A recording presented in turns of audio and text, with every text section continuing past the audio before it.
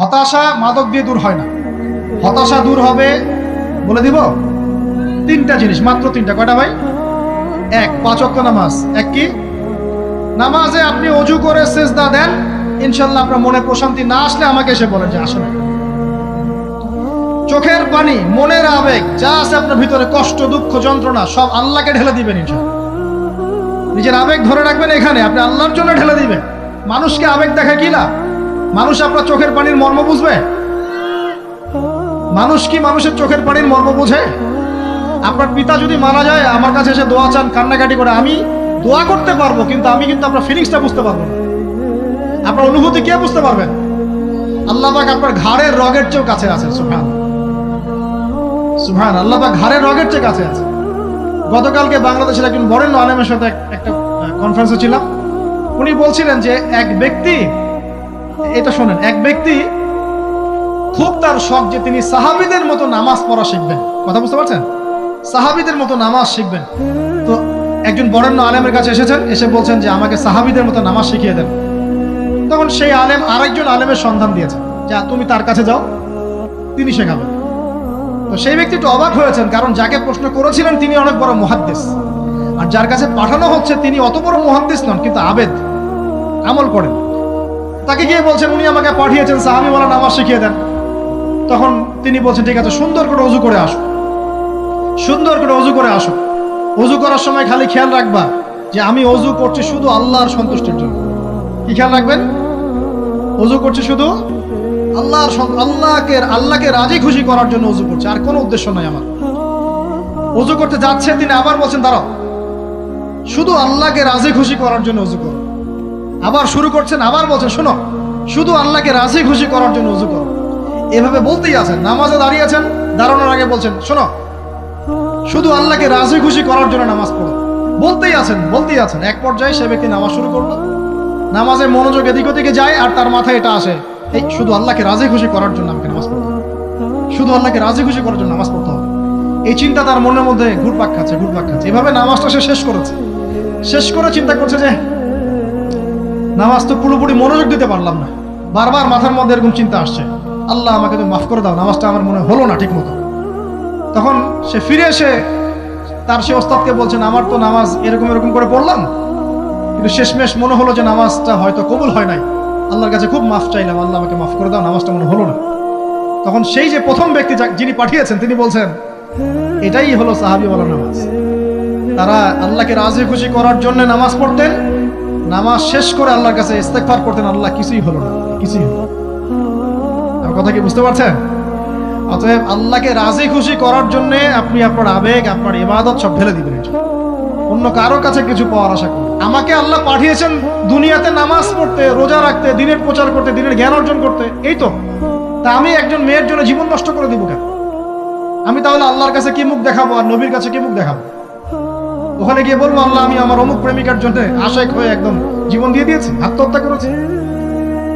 গেছে ভাই, যাইতে দেন। যে ব্যক্তি আপনার অবস্থানকে মূল্যায়ন করে নাই, সে আপনার যোগ্য ছিল না।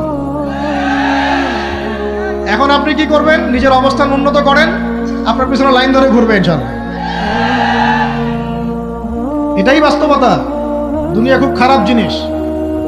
মানুষের অবস্থানকে মূল্যায়ন করে, মানুষের অবস্থানকে মূল্যায়ন করে, কিন্তু আল্লাহ রাব্বুল আলামিন আপনাকে সর্বাবস্থায় ভালোবাসেন। আলহামদুলিল্লাহ। এই যে আমরা এখন অনেক পাপ করছি না, আল্লাহ কি আমাদেরকে আযাব দিয়ে ধ্বংস করে দিয়েছেন?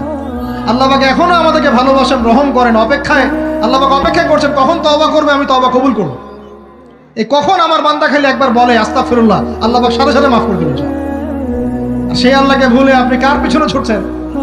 আমরা কিন্তু নিয়াত করতে পারি ভাই যে আমরা যারা ওয়াজ শুনলাম জীবনে কোনোদিন সিগারেটে হাত দিব না ইনশাআল্লাহ। রাজি আছি ভাই? অন্য বড় বড় জিনিস তো বহুত দূরের কথা। আচ্ছা, অনেকে রাজি হয় নাই কেন? আপনারা কি অলরেডি আসক্ত? আমি অনেক ভাইকে দেখেছি মাশাআল্লাহ ইফতার খুলেই একদম বেনসন টানা শুরু করে। হ্যাঁ, এটা যে হারাম আপনাদের কেউ ওয়াজ করে শোনায় নাই? এটাকে কি মনে করেন আপনারা, হারাম না হালাল? কেউ বলেছে মাকরু, নাকি মাকরু ফতোয়া দিয়েছে? মাকরুহ শব্দের অর্থ জানেন আপনি? মাকরুহ শব্দের অর্থ কি শোনেন, সূরা বনী ইসরাঈল খুলবেন। কোন সূরা? সূরা বনী ইসরাঈল আল্লাহ পাক বলছেন আমি বনু ইসরাঈলকে এই কাজগুলো করতে নিষেধ করেছি। কোন কোন কাজ? জেনা করো না, জেনার ধার কাছে যেও না, এতিমের মাল আত্মসাৎ করো না, শিরিক করো না ইত্যাদি। যারা আলেম আছেন তারা আমার কথা বুঝবেন।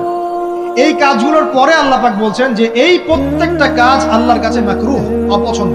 কিসের? অপছন্দ। আর এটাকে আপনি সহজ মনে করছেন? নিয়াত করি আল্লাহ পাকের সন্তুষ্টির জন্য আমরা কোনোদিনও মাদকের সাথে সম্পৃক্ত হব না ইনশাআল্লাহ। আর বিশ্বাস করেন, শুধুমাত্র মাদকদ্রব্য নিয়ন্ত্রণ অধিদপ্তর এই আইন কানুন এগুলো দিয়ে, জরিমানা দিয়ে মানুষকে মাদক ছাড়ানো যাচ্ছে না, যাবে না। কেন যাবে না এটা আপনারা খুব ভালো করেই জানেন, আমি বলতে চাচ্ছি না। অনেক সময় মাদক বিরোধী কনসার্ট করে মানুষ, মাদক বিরোধী কনসার্টে ওঠার আগে এক বোতল ডাইল খেয়ে আসে। এগুলো কি বাস্তব কথা বলছি না অবাস্তব কথা বলছি? আমাদের যুবক ভাইরা কোশ্চিন কালেও মাদকের ধার কাছে যাবেন না ইনশাআল্লাহ। একটা হাদিস খালি মনে রাখেন, এই হাদিসটা মনে রাখেন। নবী সাল্লাল্লাহু আলাইহি ওয়াসাল্লাম বলেছেন, কেউ যদি মাদকদ্রব্য সেবন করে তার 40 দিনের নামাজ কবুল হবে না। সিগারেট একটা খেয়েছি, 40 দিন নামাজ নাই। এরপর যদি সে তওবা করে আল্লাহ মাফ করে দিবে। আবার যদি মাদক খায় আবার 40 দিন কবুল হবে। যদি আবার তওবা করে আল্লাহ মাফ করে দিবে। আবারও যদি খায় আবারও 40 দিন কবুল হবে না। আবারও তওবা করলে আল্লাহ আবার মাফ করে দিবে। চতুর্থবার সে যদি মাদক খায়, আল্লাহ রাসূল সাল্লাল্লাহু আলাইহি ওয়াসাল্লাম বলেন, আল্লাহ পাক কিয়ামতের মাঠে তাকে তিনাতুল খাবাল পান করাবেন। কি পান করাবেন? তিনাতুল খাবাল। সাহাবীরা বললেন, ইয়া রাসূলুল্লাহ, এটা কি? তিনাতুল খাবাল কি? নবী সাল্লাল্লাহু আলাইহি ওয়াসাল্লাম বলেন, এটা হচ্ছে জাহান্নামীদেরকে আযাব দেওয়ার পর তাদের রক্ত মাংসের যে পুঁজ বের হবে, এই যে ড্রিঙ্কস, জাহান্নামের হার্ড ড্রিঙ্কস, এই ড্রিঙ্কসের নাম হলো তিনাতুল খাবাল। আল্লাহ পাক আমাদের সবাইকে মাদক থেকে বাঁচিয়ে রাখুন। তখন হচ্ছে কোরআন তেলাওয়াত। যে ব্যক্তি কোরআন তেলাওয়াত করতে পারে নিয়মিত, তার মনের মধ্যে এই হতাশা, এই ভীরুতা, এই কাপুরুষতা কিচ্ছু আসবে না ইনশাআল্লাহ। আমি গ্যারান্টি দিচ্ছি আপনাকে, হতাশা আসবেই না আপনার মনে যদি আপনি কোরআন বুঝতে পারেন। কোরআনের একটা আয়াত নিয়ে কোনো সময় দেখা যায় 2-3 ঘন্টা সময় পার হয়ে যাচ্ছে, আয়াতটা ছেড়ে সামনে যেতে পারছি না। কোরআনের ভিতরে ঢুকলে আপনি দুনিয়ায় ভুলে যাবেন কি হচ্ছে আশপাশে। আমি এমন অনেক আলেমকে দেখেছি যে একটা বই, পাতলা একটা বই, আরবি বই নিয়ে পড়া শুরু করেছেন, যে ফজরের পরে জোহরের ওয়াক্ত হয়ে যাচ্ছে, বইটাই শেষ করতে পারেননি। বুঝতে পারবেন না? যখন আপনি ইলমের ভিতরে ঢুকে যাবেন, কোরআনের ভিতরে, হাদিসের ভিতরে, আপনার দুনিয়ার খেয়ালই নাই। একজন আলেম, তিনি এক রাত্রে একটা বই লিখেছিলেন, চটি বই, এক রাত্রের মধ্যে। বলা হচ্ছে, তার সম্পর্কে বলা হচ্ছে যে রাতের খাবার তাকে দেয়া হয়েছে, যে আপনি এটা খেয়ে নেন। খাবারটা পাশেই আছে, খাবারটা খাবো, এটা লিখে খাবারটা খাবো, এরকম তার চিন্তা ছিল।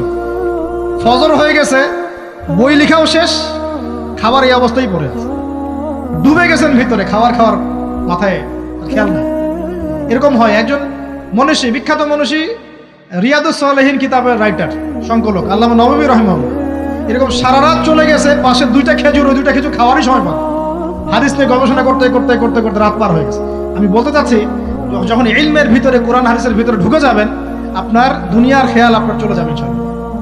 এই টেনশন, হতাশা, এই সেই, তখনই আল্লাহ পাক আপনাকে তার পক্ষ থেকে রহমত দিবেন, বরকত দিবেন। আল্লাহ আপনার দুনিয়ার কাজগুলো করে দিবেন ইনশাআল্লাহ। তখন দেখবেন কেউ আপনার দুনিয়ার ওই কাজটা করে দিয়েছে, কেউ ওই কাজটা করে দিয়েছে, কেউ বাসায় খাবার পাঠিয়ে দিয়েছে, আল্লাহ পাকই এগুলো করাই দিবেন ইনশাআল্লাহ। তো প্রিয় ভাইরা, মাদকে যাবো না আল্লাহর কাছে আসবো? 2 নাম্বার কোরআন তেলাওয়াত, 3 নাম্বার আল্লাহর জিকির। 3 নাম্বার কি ভাই? আল্লাহর জিকির। চলতে ফিরতে সব সময় মুখ চলতে থাকবে, মুখ না চললেও মনে মনে মন তাজা থাকবে, মনে মনে জিকির হতে থাকবে। মনে মনে জিকির করতে পারেন? মুখ নড়বে না, কিন্তু মনে মনে আপনার একটা জিকির হতে থাকবে। সুবহানাল্লাহ, আলহামদুলিল্লাহ, লা ইলাহা ইল্লাল্লাহ, আল্লাহু আকবার। করা যাবে? পারে। মানুষের মন কখনো চুপ করে থাকে না, কিন্তু মানুষের মন অলওয়েজ কিছু না কিছু চিন্তা করতে থাকে না, যতক্ষণ না ঘুমায় মানুষ। তো প্রিয় ভাইরা, বেশি বেশি জিকির করবো। সুবহানাল্লাহ, আলহামদুলিল্লাহ, লা ইলাহা ইল্লাল্লাহ, আল্লাহু আকবার, লা হাওলা ওয়ালা কুওয়াতা ইল্লা বিল্লাহ, এগুলো চলতে থাকবে। আল্লাহ পাক তৌফিক দান করুন। আমরা আমাদের সমাজে যুবকদেরকে এরকম টিকটকে দেখছি, অনলাইনে আসক্ত দেখছি, জেনায় আসক্ত দেখছি, পর্নোগ্রাফিতে আসক্ত দেখছি। আমরা দেখছি আমাদের যুব সমাজকে মাদকে আসক্ত, কিশোর গ্যাংয়ে আসক্ত। এইগুলো কি আমাদের কাম্য ছিল ভাই? আমাদের কাম্য ছিল? এই অবস্থায় কি যুব সমাজ আল্লাহ পাকের দ্বীনের পতাকা হাতে নিয়ে আল্লাহর জমিনে দিন কায়েম করতে পারবে কিনা একটু আমাকে উত্তর দেন দেখি। এখন এই অবস্থায় পারবে? অতএব অবস্থার উন্নতি করতে হবে কিনা? উন্নতির জন্য রাজি আছি কিনা ইনশাআল্লাহ? আমরা চাই কি আল্লাহ পাকের দিনটা আল্লাহর জমিনে প্রতিষ্ঠা লাভ করুক, আল্লাহর দিন সবার ঘরে ঘরে পৌঁছে যাক, আল্লাহ পাকের দিনের যে সৌন্দর্য সবাই সেটাই, এই সৌরভটা সবাই পাক, আমরা চাই কিনা? সমাজে শান্তি প্রতিষ্ঠা হোক, আবার সেই রাসূলের মতো যুগ চলে আসুক, আমরা চাই কিনা? অতএব আমাদের সবাইকে যৌবনের এই প্রলোভনগুলো থেকে বেরিয়ে এসে আল্লাহ পাকের ইবাদতে আত্মনিয়োগ করতে হবে। আল্লাহ পাক আমাদের সবাইকে তৌফিক দান করুন, বলি আমিন। আমাদের সবাইকে আল্লাহ রাব্বুল আলামিন কুরআন এবং হাদিসের গভীর জ্ঞান অর্জন করার তৌফিক দান করুন, বেশি থেকে বেশি ইবাদত করার তৌফিক দান করুন। আল্লাহ পাক সবাইকে হারাম সমস্ত রিজিক থেকে বাঁচিয়ে রাখুন, জেনা, ব্যভিচার এবং নারীর ফিতনা, মাদক থেকে আল্লাহ বাঁচিয়ে রাখুন। আল্লাহ পাক আমাদের সবাইকে হালাল রিজিক, হালাল সম্পর্ক যথেষ্ট করে দিন। আল্লাহ পাক আমাদের সবাইকে যেন দিনের দাওয়াতের মেহনত করার তৌফিক দান করেন এবং আলেম ওলামার সাথে পরামর্শ করে দিন শেখার এবং বোঝার তৌফিক দান করেন। যুবতী দিনী বোনদের জন্য, এখানে বোনরা আছেন না? আছেন কি না? দিনী বোনরা আছেন? একটা নসিহত দিনী বোনদের জন্য আমি একটা নসিহত করতে চাচ্ছি, একটা নসিহত। আমার এই একটা নসিহত একটু মন দিয়ে শুনুন প্রিয় দিনী বোন। রাসূলুল্লাহ সাল্লাল্লাহু আলাইহি ওয়াসাল্লাম আমাদের দিনী বোনদের জন্য জান্নাতে যাওয়ার একটা ফর্মুলা বলে দিয়েছেন। আমি কি বলবো সেটা?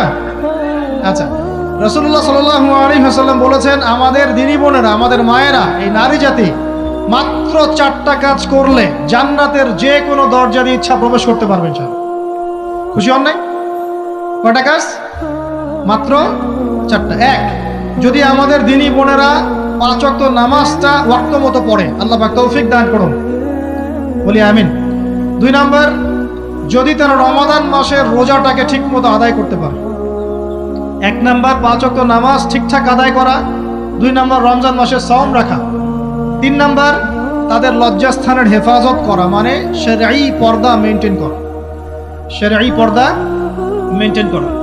এবং আমি বলে দেই, চেহারাটা আপনাদের পর্দার অন্তর্ভুক্ত। এটা নিয়ে অনেক বাকবিতণ্ডা হয় না সমাজে, চেহারা দেখানো যাবে কি যাবে না ইত্যাদি। চেহারা আপনার পর্দার অন্তর্ভুক্ত বিষয়, ফুল স্টপ। এর উপরে ফতোয়া অনেকে অনেকভাবে দিচ্ছে, কিন্তু বরেণ্য উলামায়ে কেরামের কিতাবগুলো ঘাটাঘাটি করেন, তাদের ফতোয়া হচ্ছে চেহারা আপনার পর্দার অন্তর্ভুক্ত বিষয়, চেহারা ঢেকে রাখবেন, আল্লাহ পাক তৌফিক দান করুন। চোখ থাকবে খোলা, ঠিক আছে।